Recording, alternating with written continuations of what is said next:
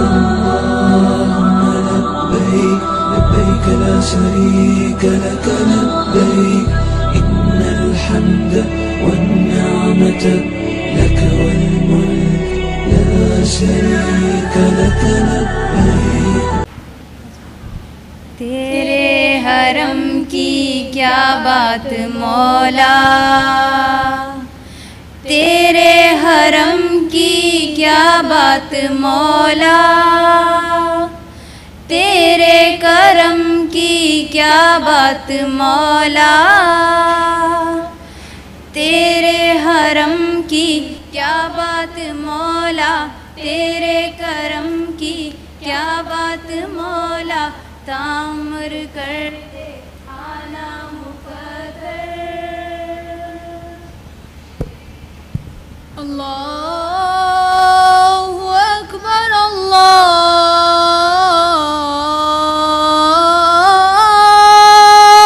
अकबर। तेरे हरम की क्या बात मौला, तेरे हरम की क्या बात मौला, तेरे करम की क्या बात मौला, तेरे करम की क्या बात मौला।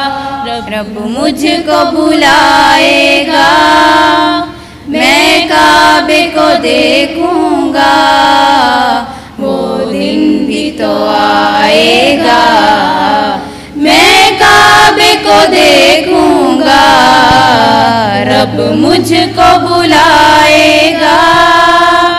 तेरे हरम की क्या बात मौला, तेरे हरम की क्या बात मौला, तेरे करम की क्या बात मौला, तेरे करम की क्या बात मौला।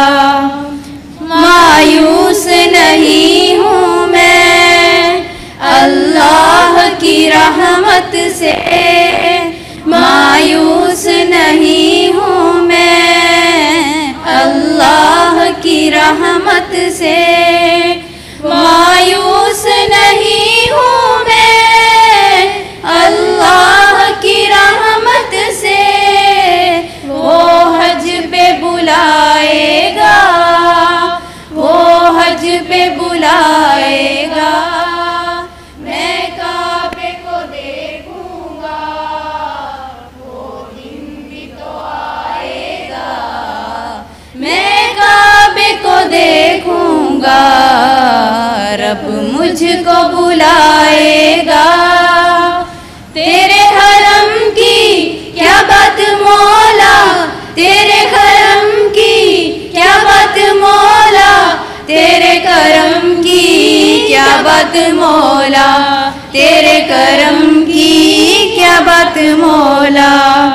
जब पहली नजर मेरी उस काबे पे जाएगी, दिल काबे पे जाएगी, दिल झूम सजाएगा, दिल झूम सजाएगा, मैं काबे को देखूंगा, वो दिन भी तो आएगा, मैं काबे को देखूंगा, रब मुझको बुलाएगा।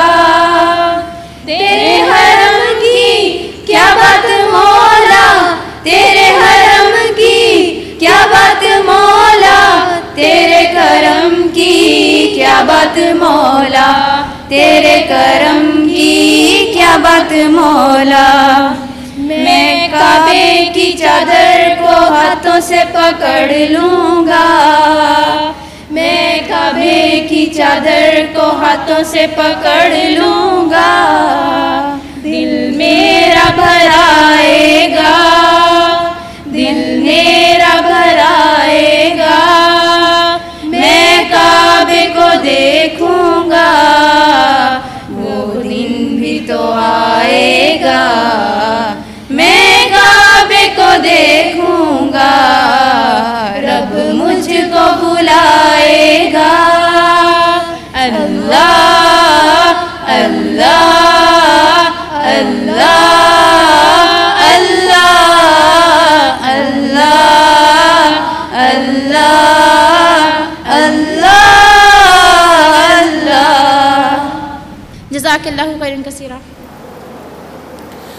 नहमदुहु व नुसल्ली अला रसूलिहिल करीम। अम्मा बाद फ़ाऊज़ु बिल्लाहि मिनश शैतानिर रजीम। बिस्मिल्लाहिर रहमानिर रहीम। रब्बिश्रह ली सदरी व यस्सिर ली अमरी वहलुल उक़दतम मिन लिसानी यफ़क़हू क़ौली।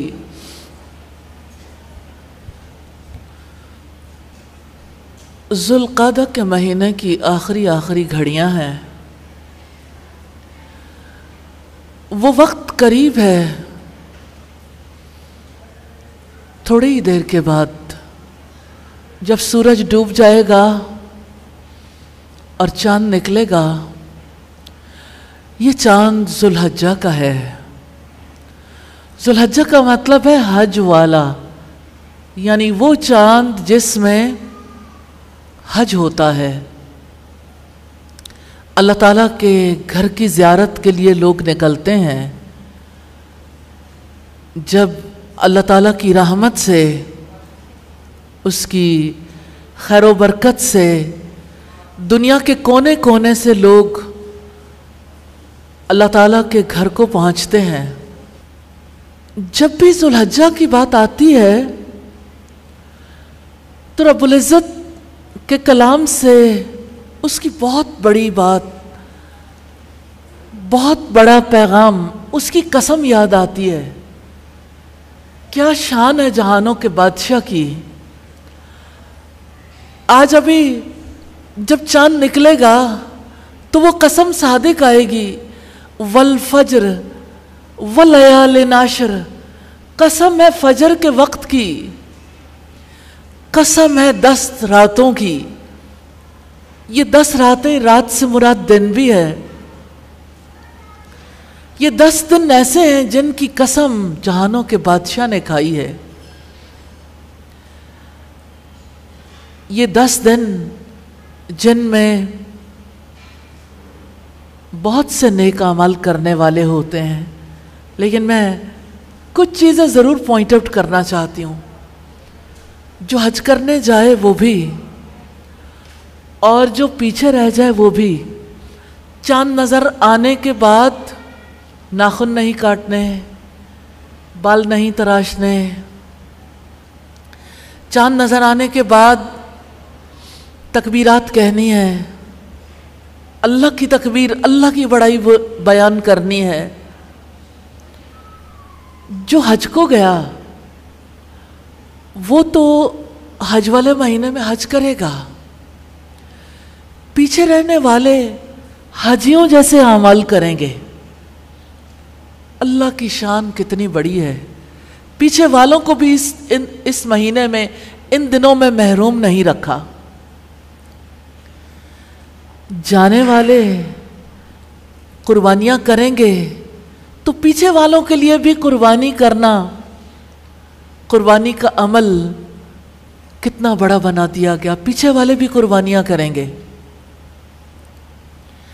जाने वाले अगर फराइज अदा करेंगे तो पीछे वाले भी इन दिनों में रोज़े रखें, नवाफिल अदा करें, तिलावत कुरान करें, इन दिनों में सदका व खैरात करें। जितने नेकी के काम हैं, अल्लाह ताला को पूरे साल में किसी वक्त में, कोई भी वक्त है, वो आमाल इतने पसंद नहीं हैं जितने इन 10 दिनों के आमाल हैं। ये 10 दिन इतनी ज़्यादा फजीलत वाले हैं। ये बड़ा अनफॉर्चुनेट है कि हमारे यहाँ रमज़ान के बारे में तो सब जानते हैं, लेकिन ज़ुल्हज्जा के बारे में और इन दिनों की बरकत और फजीलत के बारे में उस तरह नहीं जानते। उस तरह से तालीम नहीं दी गई, जिसकी वजह से ज़ुल्हज्जा के दिन और ख़ास तौर पर पहले 10 दिन जितने तुझको एहतशाम से मनाने चाहिए, उस तरह से इनकी केयर नहीं की जाती। न इन रातों की, न इन दिनों की। लोग अपने कामों में मसरूफ़ रहते हैं। हमारे यहाँ तकबीरात का भी उस तरह से एहतमाम नहीं किया जाता। अभी आपने देखा होगा, मुमकिन है आप तक भी वो वीडियो पहुंची हो कि एक यंग मैन तकबीर कहता है तो जहां से वो गुजरता है तो दूसरा सुनता है तो वो भी तकबीर कहनी शुरू कर देता है। जब वो तकबीर कहता है जहां जाके बैठता है तो उसके इर्द गिर्द वाले भी तकबीर कहनी शुरू कर देते हैं। ये अल्लाह की बड़ाई के, अल्लाह ताला की तकबीर कहने के दिन है, उसकी हम्द बयान करने के, उसकी तस्बीह करने के, उसकी तहलील के दिन है। ये यादों के दिन है। तारीख में वो कितनी बड़ी तब्दीली थी, कितनी बड़ी चेंज थी। क्या आप तसव्वुर की आंख से उस मंजर को देख सकते हैं? एक बहुत बड़ा अलाव है जिसमें सब ने हिस्सा डाला है। हर कोई नज़र मानता है, कोई औरत है या मर्द, कि अगर मेरा फलां काम पूरा हो गया तो जो आग जलाई जा रही है मैं भी उसमें लकड़ियां डालूंगी या लकड़ियां डालूंगा। वो आग जो भड़काई गई,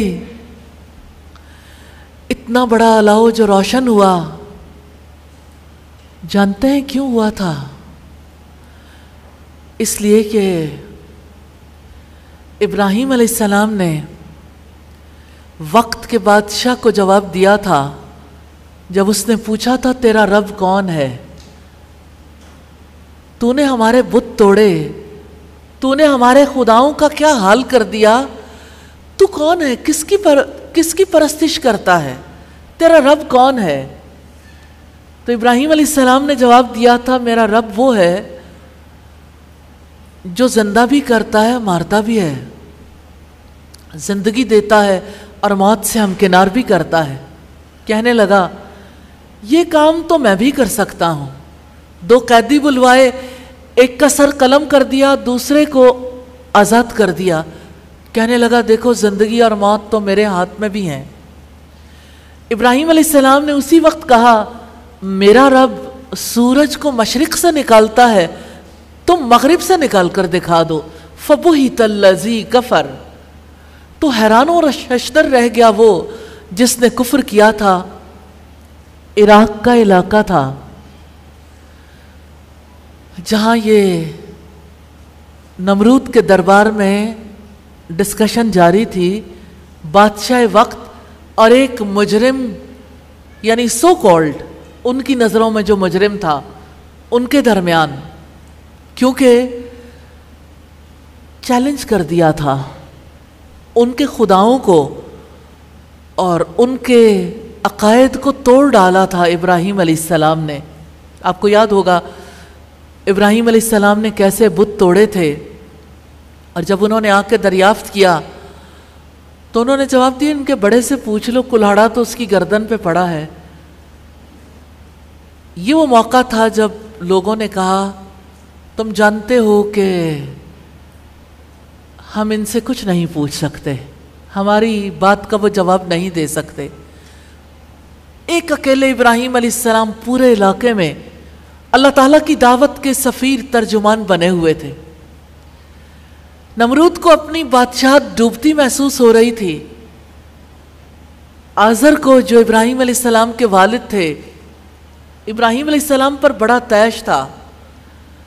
तमाम लोग मिलके चाहते थे इब्राहीम अलैहिस्सलाम को जला डालें। इब्राहीम अलैहिस्सलाम ने अल्लाह के हुक्म से उस आग में जब छलांग लगाई तो अल्लाह पाक ने हुक्म दे दिया कुलना या नारू कूनी बरदम व सलामुन अला इब्राहीम। हमने कहा है आग तू ठंडी हो जा और सलामती बन जा इब्राहीम के लिए। उसके बाद इराक में रहना मुमकिन नहीं था। इब्राहीम अलैहिस्सलाम वहाँ से निकले, मिस्र पहुँचे, और मिस्र में किस तरह से एक और बड़ी आजमाइश का शिकार हुए, क्योंकि एक बादशाह के चुंगल से निकले थे, अगला बादशाह शिकारी था हसीन औरतों का। उन्होंने उनके कारिंदों ने सईदा सारा को बादशाह के पास पहुंचा दिया। और जब उन्होंने अल्लाह ताला से दुआ की, अभी एक बच्ची कह रही थी, अपने दिल की बात बता रही थी, और आज की जनरेशन का ये ख़ास सवाल है, मुझे खुदा नहीं मिलता, मैं उसकी तलाश में हूँ, मुझे मेरा रब नहीं मिलता। मैं नमाज़ें भी पढ़ती हूँ, मैं अल्लाह के ताल्लुक़ के लिए कोशिशें भी करती हूँ, लेकिन मुझे सुकून नहीं आता। मैं समझती हूँ कि इब्राहीम अलैहिस्सलाम की हयात में हमारे लिए रब की जुस्तजू, रब की तलाश का जवाब मिलता है। एक सितारा परस्त कौम के दरमियान पैदा होने वाले एक अकेले फर्द ने कैसे अपने रब को पहचान लिया था। उन्होंने कैसे सितारों को देख के, चांद को देख के, सूरज को देख के ये महसूस कर लिया था, ये यकीन कर लिया था, इनमें से कोई खुदा नहीं हो सकता, क्योंकि सभी डूब जाने वाले हैं और डूब जाने वालों से तो मैं मोहब्बत नहीं करता। अल्लाह ताला ने उन्हें कायनात का निज़ाम मुशाहिदा करवाया और किस तरह से इब्राहीम अलैहिस्सलाम ने एक अल्लाह की ज़ात, उसकी सिफ़ात को पा लिया था। बेटा, अपने रब को पाना चाहते हैं ना, दो तरीके हैं। एक उसका कलाम है जिसमें वो खुद अपना तारुफ करवाता है, दूसरे ये पूरी कायनात है जिसमें उसकी निशानियां बिखरी हुई हैं। गौर फिक्र करने वालों को रब की निशानी हर जगह नज़र आती है, अपनी ज़ात में भी, कायनात में भी। हर एक चीज़ गवाही देती है कि हमारा बनाने वाला बहुत अजीम है। तो इब्राहीम अलैहिस्सलाम ने जब अपने रब की अजमत को पा लिया, कैसे उन्हें आग में जलाने की कोशिश की गई, कैसे मिस्र के बादशाह ने सईदा सारा को नुकसान पहुंचाने की कोशिश की, लेकिन अल्लाह ताला ने उसका हाथ ही पत्थर या लोहे का कर दिया। बादशाह पहचान गया कि ये औरत ख़ास है, इसी की वजह से मेरे साथ ये मामला हुआ। उसने कहा कि अगर तुम मुझे पहले जैसा कर दो तो मैं तुम्हें माला माल कर दूंगा। सईदा सारा ने अल्लाह ताला से जब दुआ की तो अल्लाह ताला की रहमत से वो बादशाह ठीक हो गया। और ये दिन जिनकी यादों के हैं, उस सिलसिले का आगाज हुआ। सईदा सारा को एक लौंडी हेबा की बादशाह ने गिफ्ट में दी और बहुत सारा माल भी। उस लौंडी का नाम हाजरा था। नेक लड़की जब सईदा सारा के पास थी, किस तरह से उन्होंने अपनी मालकन का दिल जीत लिया। अल्लाह ताला ने मालकन के दिल में डाला तो उन्होंने अपनी लौंडी को अपने शौहर को हिबा कर दिया।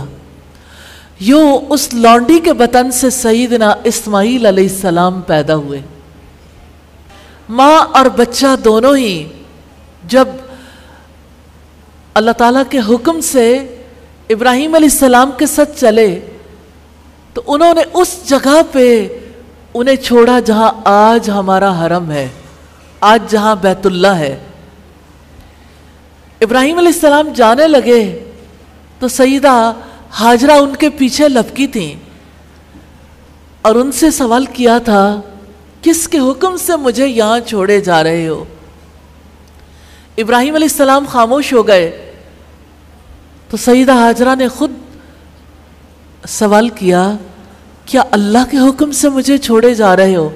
इब्राहीम अलैहिस्सलाम ने जब हाँ में जवाब दिया तब सईदा हाजरा ने बड़े कॉन्फिडेंस से, बड़े तमाद से कहा, ला युज़य्युन अल्लाहु अबदा, कि अगर अल्लाह का हुक्म है अल्लाह ताला हमें कभी ज़ाया नहीं करेगा। सहरा था जहाँ पानी नहीं था, एक मशक पानी और एक पोटली खजूरों के साथ अल्लाह ताला ने अपने घर की इब्तिदा करवाई थी। वो जगह जहाँ जिसके इर्द गिर्द सब लोग तवाफ करते हैं, उस घर की जगह पे अल्लाह ताला ने एक औरत को बिठाया था। खजूरें भी ख़त्म हो गई, पानी भी ख़त्म हो गया, सहरा में पानी का निशान नहीं था। जहाँ पानी नहीं होता वहाँ कोई जीरू बस नहीं सकता, ना चरिंद परिंद, ना जानवर, ना ज़मीन कुछ उगाती थी। सईदा हाजरा अल्लाह ताला पर तवक्कुल करते हुए उस इलाके में अपने बच्चे को दूध पिलाती रहीं। पानी ख़त्म हुआ, दूध भी खुश्क हो गया, बच्चा प्यास से बिलबिलाने लगा, तो सईदा हाजरा बच्चे को उसी जगह पे छोड़ के सफ़ा पहाड़ी पर चढ़ गईं। दूर दूर तक किसी इंसान का निशान नहीं था, अल्लाह ताला की ज़ात पर एतमाद था। कोई है, कोई है। बच्चा बिलबिला रहा है और माँ तलाश में है। अल्लाह ताला को वो तलाश किस कदर पसंद आई। सईदा हाजरा ने जब देखा कोई जवाब नहीं आता, सफ़ा से उतरी, मरवा तक भागते भागते गई। मरवा पहाड़ी पर एक बार फिर वही सवाल है, कोई है, कोई है, कोई जवाब नहीं मिला। फिर मरवा से उतरी तो सफ़ा तक पहुंच गई। 7 चक्कर काटे, 7वें चक्कर पर जब मरवा पर थी तो उनके कानों ने पानी की आवाज़ सुनी। जब अपने बच्चे की तरफ देखा तो वहाँ पानी बहते देखा। भागती हुई बच्चे के पास पहुंची और पानी को रोकने लगी। क्या अल्लाह ताला का तरीक़ाकार है।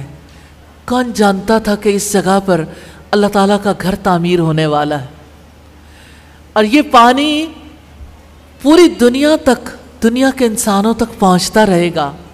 वो पाक पानी जिसको सईदा हाजरा के अल्फाज ने, सईदा हाजरा ने जब उसको रोकने के लिए जमजम कहा, जमजम के नाम ही से आज हम उस पाक पानी को पहचानते हैं। आप में से कोई ऐसा है जिसने जमजम ना पिया हो, अपनी ज़िंदगी में कभी जमजम ना पिया हो? तो आप देखेंगे पूरी दुनिया में ऐसी सूरत हाल है। ये मौजज़ा नहीं है कि पूरी दुनिया के इंसानों तक वो पानी पहुंचा, उस सरजमीन का पानी, और उस वक्त से ये पानी जारी है जब से वहाँ पानी का निशान नहीं था। इस घर की आबादकारी के लिए अल्लाह ताला ने किस तरह से कबीला बनु जुरहम के लोगों को भेजा, जिन्होंने उस जगह पर क़याम करना चाहा। तो सईदा हाजरा ने कहा, ठीक है आप यहाँ रिहाइश तो रख सकते हो, लेकिन पानी पर मेरा इख्तियार होगा। क्या आप इमेजिन कर सकते हैं, आज जहाँ अल्लाह ताला का घर है, आज जिसे बलद अमीन कहा जाता है, उसकी बुनियाद एक औरत ने रखी थी।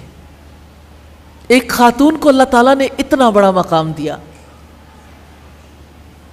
बनु जुरहम के लोग आबाद हो गए और यूं वो वीराना आबाद होने लगा। पानी की वजह से चहल पहल हो गई और इस्माईल अलैहिस्सलाम भी भाग दौड़ की उम्र को पहुंचे। इब्राहीम अलैहिस्सलाम अल्लाह ताला के हुक्म से उसी इलाके में आए, अपने बच्चे से मिले, बीवी से मिले और ख्वाब में देखा कि मैं अपने बेटे को ज़िबा कर रहा हूं। अल्लाहु अकबर, बुढ़ापे की औलाद है। आज पूरी दुनिया में इस बात पर कोई सवाल नहीं उठाता, क्योंकि यहूदी भी इब्राहीम अलैहिस्सलाम पर ईमान रखते हैं, ईसाई भी उन पर ईमान रखते हैं, मुसलमान भी उन पर ईमान रखते हैं। हाँ, एथियस्ट ऐसे हैं जो इस पर सवाल उठाते हैं कि आखिर कोई बाप अपने बेटे को कैसे ज़िबा कर सकता है, ज़िबा करने का हुक्म दिया ही क्यों। इसीलिए तो आज हम यहाँ इकट्ठे हुए हैं कि एक ज़बीहे के नतीजे में पूरी दुनिया में कितना बड़ा इनकलाब आया, दुनिया की तो तकदीर ही बदल गई।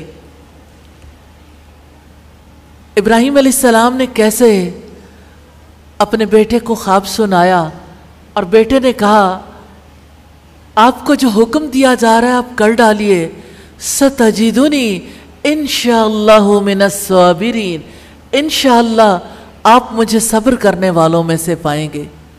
यूं इब्राहीम अलैहिस्सलाम कॉन्फिडेंट हो गए और फिर किस तरह से कुर्बानगाह का जो मकाम है वहाँ जब अपने बेटे को ले जा रहे थे, इब्लीस पीछे पहले हज़रत हाजरा के पास पहुंचा कि तुम्हारा शौहर इतनी मुद्दत के बाद आया और आज तुम्हारे बेटे को ज़िबा करने के लिए ले जा रहा है।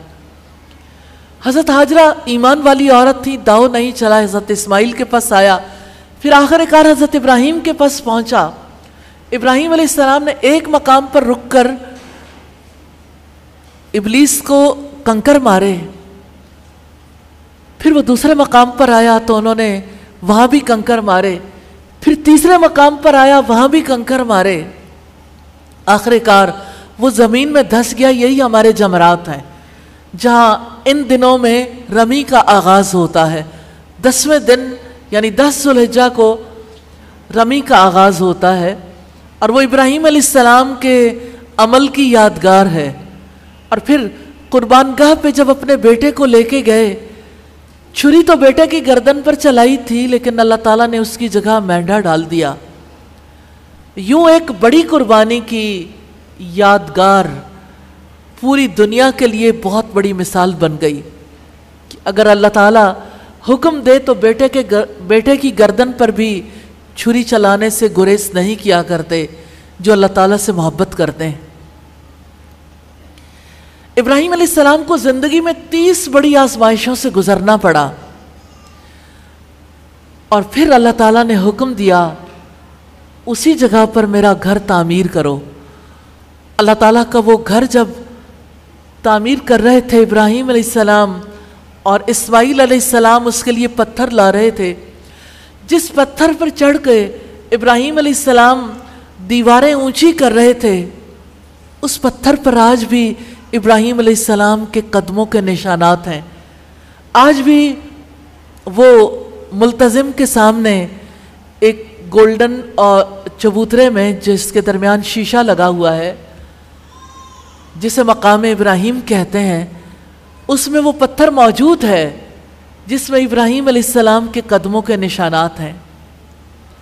अब सोचिए कैसी कैसी यादगारें इकट्ठी हुई। अल्लाह का घर तामीर हुआ, जमजम का चश्मा लोगों के लिए निशानी बना, मकाम इब्राहीम, सफ़ा मरवा की पहाड़ियाँ, वहाँ की भाग दौड़, और फिर जमरात की रमी, और फिर कुर्बानगाह पे कुर्बानी करना। इब्राहीम अलैहिस्सलाम के घराने पर अल्लाह ताला की कितनी बरकतें थी। वो घर तो उन्हीं की यादों को लिए हुए है जिनके बारे में रब्बुल इज़्ज़त ने फरमाया व इब्राहीम अल्लज़ी वफ़ा, इब्राहीम तो वो है जिसने वफा का हक अदा कर दिया। अल्लाह ताला ने जिस आजमाइश में डाला, हर आजमाइश में वो पूरे उतरे। जब वो घर बन के तैयार हो गया, घर की बुनियादें उठाते हुए भी दुआ करते चले जा रहे थे, और जब घर आबाद हुआ तब भी अल्लाह ताला से इब्राहीम अलैहिस्सलाम ने यही दुआ की, ऐ हमारे रब, इन्हीं में से एक रसूल मबूस कर देना जो इन्हें तेरी आयात की तिलावत करके सुनाए, इन्हें किताब और हिकमत की तालीम दे और इनके नुफूस का तज़किया करे। जब घर तामीर हो गया तो अल्लाह ताला ने हुक्म दिया कि लोगों में हज का ऐलान कर दो। इब्राहीम अलैहिस्सलाम की आवाज़ सदा बेसहरा नहीं साबित हुई, क्योंकि जहाँ इब्राहीम अलैहिस्सलाम ने सदा बुलंद की हज के लिए, अल्लाह ताला ने दुनिया के गोशे गोशे में, हर खैमे, हर घर तक उस आवाज़ को पहुंचा दिया। आज जब इंसानों की तहकीकात के नतीजे में दुनिया के आखिरी हिस्से तक आवाज़ पहुंचती है तो हमें हैरत नहीं होती। जब रब ने आवाज़ पहुंचाई तो उस बारे में कितने ही लोगों के जहन में शकूक आया करते थे। आज वो शक भी निकल गया कि अल्लाह ताला ने कैसे वो आवाज़ पहुंचाई होगी। वो रब जैसे चाहे आवाज़ दुनिया के इंसानों तक पहुंचा सकता है। इब्राहिम अलैहिस्सलाम की आवाज़ जहाँ तक पहुंची, वहीं से लब्बैक की सदाएं बुलंद हुई और हाजियों के काफले अल्लाह ताला के घर के लिए रवाना होने शुरू हो गए। यूं हज के सिलसिले का आगाज़ हुआ। हज के महीने, जुल्क़ादा का महीना, जुल्हज्जा का महीना, शवाल के आखिर में ये सिलसिला शुरू होता है और मुहर्रम तक वापसी हो जाती है। लोग अल्लाह ताला के घर के लिए निकलते हैं और पूरी दुनिया में लब्बैक की सदाएं गूंजती हैं। हाँ, ये दिन बरकत वाले हैं क्योंकि ये हाज़िरी को याद दिलाते हैं। लब्बैक अल्लाहुम्मा लब्बैक, हाजिर हूँ अल्लाह हाजिर हूँ। लब्बैक ला शरीक लक लब्बैक, हाजिर हूँ अल्लाह तेरा कोई शरीक नहीं है, हाजिर हूँ। तो जो वहाँ जाके हाजिर होते हैं, उनके अलावा पीछे रह जाने वालों को भी कैसे हाजिर होने का मौका दे दिया कि जुल्हज्जा का चांद देखते ही अब भी तकबीर कहो, अब भी नाखून नहीं काटोगे, अब भी बाल नहीं काटोगे, अब भी सौले अमल करोगे, अब भी अल्लाह ताला को राज़ी करने के लिए एक एक नेकी करने की फिक्र करोगे। और जब चोटी का दिन होगा तो आप भी कुर्बानी करोगे। इन दिनों में रोज़े रखे जाते हैं, ये रातें इबादत की हैं, ये दिन सदका व खैरात के नेक काम करने के दिन हैं। अल्लाह ताला ने इस नेकी के सिलसिले को सिर्फ हाजियों तक महदूद नहीं रखा। ये अशरा अल्लाह ताला को बेहद महबूब है और इस अशरे में किए जाने वाले काम भी बेहद महबूब हैं। इन कामों का बहुत बड़ा वज़न भी अल्लाह ताला ने रख दिया। ये यादों के दिन हैं। हमारी यादें इब्राहीम अलैहिस्सलाम, इस्माईल अलैहिस्सलाम और किस तरह से इस्माईल अलैहिस्सलाम के ख़ानदान में पैदा होने वाले आखिरी नबी मोहम्मद सल्लल्लाहु अलैहि वसल्लम के साथ जुड़ी हुई हैं, जिन पर अल्लाह ताला का आखिरी कलाम नाजिल हुआ।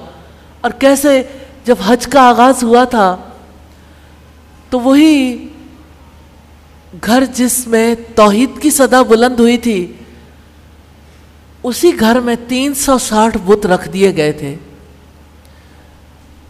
तौहीद की जगह शिर्क ने ले ली थी, लेकिन अल्लाह ताला ने इब्राहीम अलैहिस्सलाम की नस्ल से मोहम्मद सल्लल्लाहु अलैहि वसल्लम को पैदा किया। और किस तरह से अल्लाह ताला ने मुमकिन बनाया कि आप सल्लल्लाहु अलैहि वसल्लम ने मक्का फ़तह किया, उन बुतों को तोड़ा और अल्लाह ताला की तौहीद को जारी कर दिया। आज भी हाजियों के काफ़िले अल्लाह ताला के घर और उस सरज़मीन पर उतर चुके, बहुत कम लोग हैं जो बाकी हैं। ऑलमोस्ट जुल्हज्जा के शुरू होने से पहले पहले काफ़िले पहुंच जाते हैं। आखिरी फ़्लाइट्स हैं जो रह गई।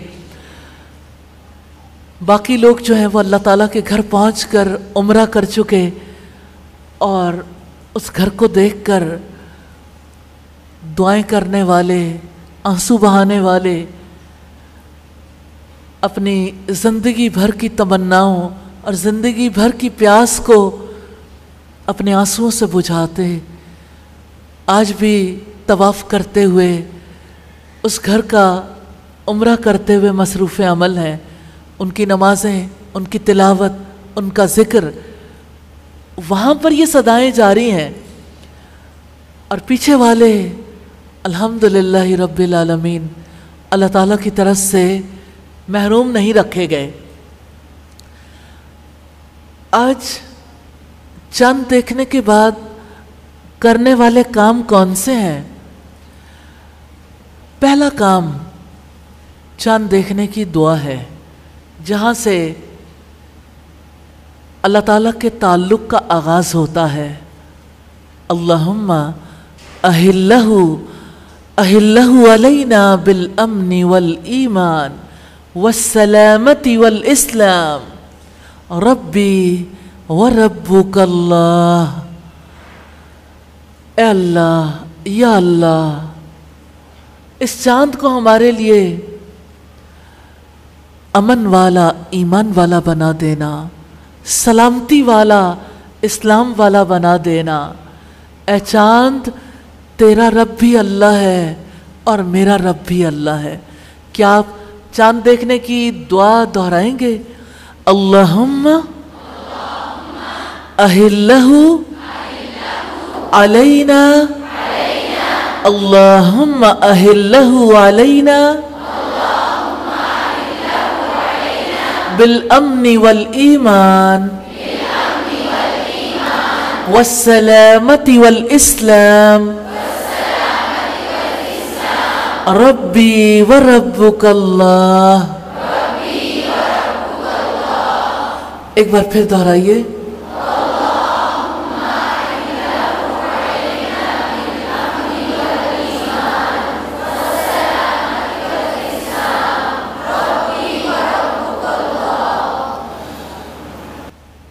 पहला काम चांद देखने की दुआ, यानी दुआ करनी बहुत ज़रूरी है ताकि अल्लाह ताला इस पूरे महीने को बरकतों वाला बना दे, अमन वाला, ईमान वाला, सलामती वाला, इस्लाम वाला बना दे। आमीन सुम्मा आमीन। दूसरी चीज़ जो आपसे कहना चाहती हूँ वो ये कि हर किसी को ऐसे दिनों की तो तलाश रहती है जिन दिनों में खुशियाँ मिलें, कामयाबियाँ मिलें, जिन दिनों में रोज़ी के बेहतरीन वसाइल पैदा हों, वो दिन जो उसके लिए सबसे ज़्यादा मोतबर बन जाए। पूरी दुनिया में इसकी मूवमेंट जारी रहती है। अगर आप गूगल से सर्च करें तो आपको पता चलेगा दुनिया में ऐसे बेशुमार दिन हैं, हर मज़हब के लिए उसके त्यौहार के दिन। लेकिन पूरी दुनिया को मज़हब से निकाल कर अब जैसे UN डेज़ हैं या इंटरनेशनल डेज़ हैं, आप देखेंगे यानी 250 से ऊपर दिन बनते हैं साल के 365 दिनों में, जिनका किसी मज़हब से कोई ताल्लुक़ नहीं है, लेकिन पूरी दुनिया में ये दिन मनाए जाते हैं। और फिर सब लोगों के अपने अपने मजहबी त्यौहार हैं। लेकिन सबसे ज़्यादा जो काबिल एतबार दिन समझा जाता है, जिसको बहुत ज़्यादा पॉपुलैरिटी हासिल है, वो बर्थडे है। हर एक का अपना अपना दिन, जिस दिन वो पैदा हुआ हर एक अपना अपना झंडा लेके उठ खड़ा हुआ। और आप देखें पैदाइश का दिन यकीनन अल्लाह ताला की रहमत है कि उसने ज़िंदगी जैसी दौलत दी, लेकिन असल चीज़ पैदाइश नहीं है। क्या इब्लीस ने आदम अलैहिस्सलाम को सजदा न करने का जो सबब बताया, उसने अल्लाह ताला के हुक्म की बजाय आदम अलैहिस्सलाम की पैदाइश को नहीं देखा था कि आदम को आपने मिट्टी से बनाया, मुझे आग से बनाया, मिट्टी से आग ज़्यादा अफजल है। तो पैदाइश की बुनियाद पर कोई अफजल नहीं हो जाता। अल्लाह ताला के यहाँ किसी की पैदाइश अगर मोतबर होती तो फिर तो अबू लहब को भी बड़ा काबिल एतबार समझा जाता, अबू जहल को भी, फिरौन को, हामान को, कारून को, दुनिया के बड़े बड़े जो कातिल हैं, दुनिया को जिन लोगों ने रौंद डाला, वो सब भी काबिल एतबार होते। असल एतबार पैदाइश का नहीं है, असल एतबार यकीनन इस कायनात के बनाने वाले के साथ ताल्लुक़ का है। जिसका ताल्लुक़ उससे जुड़ जाता है वो काबिल एतबार हो जाता है। क्या इब्राहीम अलैहिस्सलाम की ज़िंदगी में हमारे लिए कोई सबक नहीं है? तो ये दिन जो बहुत इम्पॉर्टेंट है वो इब्राहीम अलैहिस्सलाम की वफ़ाओं की वजह से, इब्राहीम अलैहिस्सलाम के घराने के लोगों के अमल की वजह से। तो अल्लाह ताला ने इन दिनों का जो तयन किया वो इब्राहीम अलैहिस्सलाम और सैयदा हाजरा और सैयदना इस्माईल अलैहिस्सलाम की कुर्बानियों की वजह से। हर इलाके के लोग अपनी मर्जी, अपनी ख्वाहिशात के मुताबिक दिनों का तयन करते हैं। अल्लाह ताला ने कसम खाई है, वल फजर, फजर के वक्त की कसम, वल लयाल नाशर, और 10 दिनों की कसम। ये जुल्हज्जा के 10 दिन हैं और उन दिनों की कसम हज की वजह से खाई है कि हज अल्लाह ताला के घर की ज़ियारत करने के लिए और मखसूस आमाल को अल्लाह ताला की रज़ा और उसके कुर्ब के लिए परफॉर्म करने के लिए ये दिन मोतबर हैं। इन दिनों को काबिल एतबार करार दिया है। ये वो दिन हैं जो इंसानों को रब से जोड़ते हैं। ये वो दिन है जिसमें इंसान अपनी ज़ात की बात नहीं, अपने जैसे इंसानों की बात नहीं, रब की बड़ाई की बातें करते हैं। ये दिन हाज़री के दिन है। इन दिनों में लोग हाज़री की बातें करते हैं। आप एक दफ़ा हाज़री की जो पुकार अल्लाह रब्बुल इज़्ज़त ने अपने हबीब के तवस्सुत से सिखाई है, पुकार कर देखेंगे तो आप फील करेंगे आपके अंदर एक और एनर्जी आई है और आपके रोंगटे खड़े हो जाएंगे, आपकी कैफियत बदल जाएगी। हाज़री इतनी काबिल एतबार है और ये हाज़री उस हाज़री की याद दिलाती है जो हश्र के मैदान में अल्लाह ताला के सामने हम सब की होगी। और मुझे हैरत होती है, अरफात के मैदान में जहाँ सब लोग जमा होते हैं और अल्लाह ताला से दुआएं करते हैं, हज का पीक का दिन है जहाँ अरफात के मैदान में सब इकट्ठे होते हैं। उस दिन के बारे में तज़किरा करते हुए रब्बुल इज़्ज़त ने फरमाया, वालमू अन्नकुम इलैहि तुहशरून, अच्छे तरीके से जान लो, यही इल्म हासिल करने वाली बात है कि तुम सब अल्लाह ताला के पास इकट्ठे किए जाओगे। तो जो हज का दिन है ना, वो हशर के दिन की याद दिलाता है और हशर के दिन की याद इंसान को खालिस करती है। कितने ही लोग हैं जिनके दिलों में आता है कि पता नहीं क्या बात है, अल्लाह ताला के लिए काम करते हैं लेकिन वो इखलास नहीं है। अल्लाह ताला ने अपने पैगंबरों को भी खालिस किया था आखिरत के घर की याद से। इन्ना अखलसनाहुम बिखालिसतिन ज़िक्रद्दार, बेशक हमने उनको एक ख़ास चीज़ से खालिस किया था, आखिरत के घर की याद।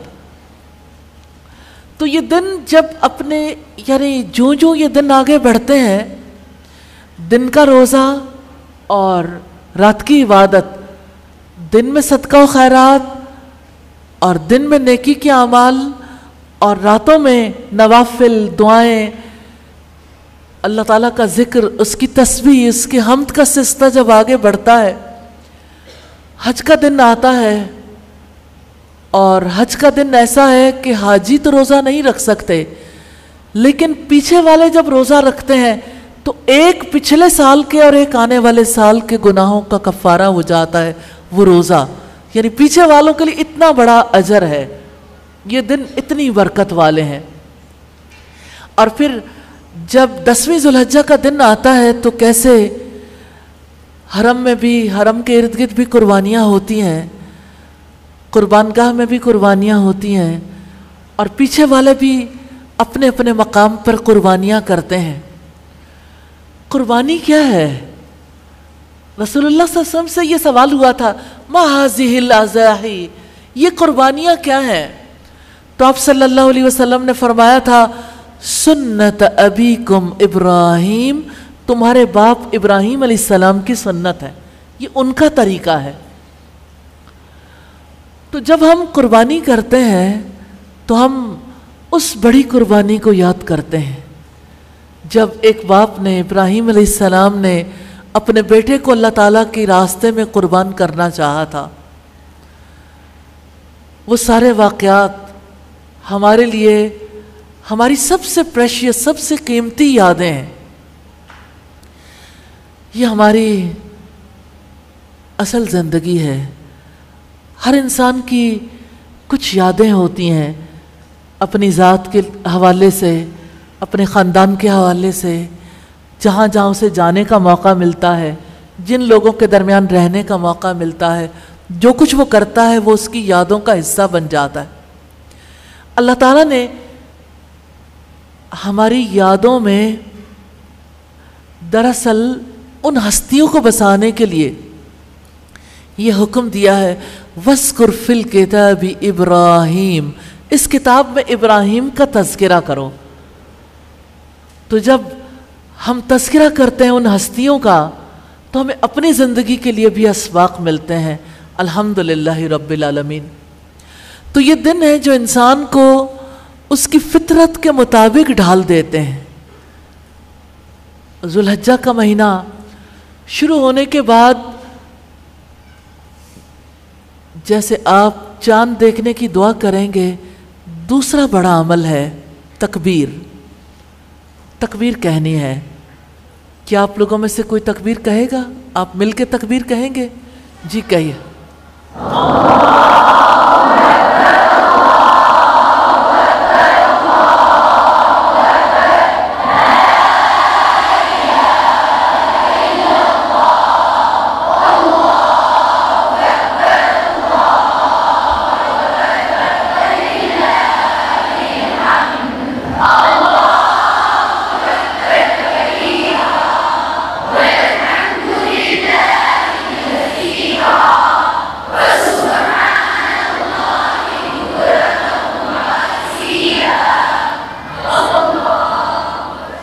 अब इस तकबीर को इन 10 दिनों में ख़ास तौर पर जारी रखना है तो कैसे?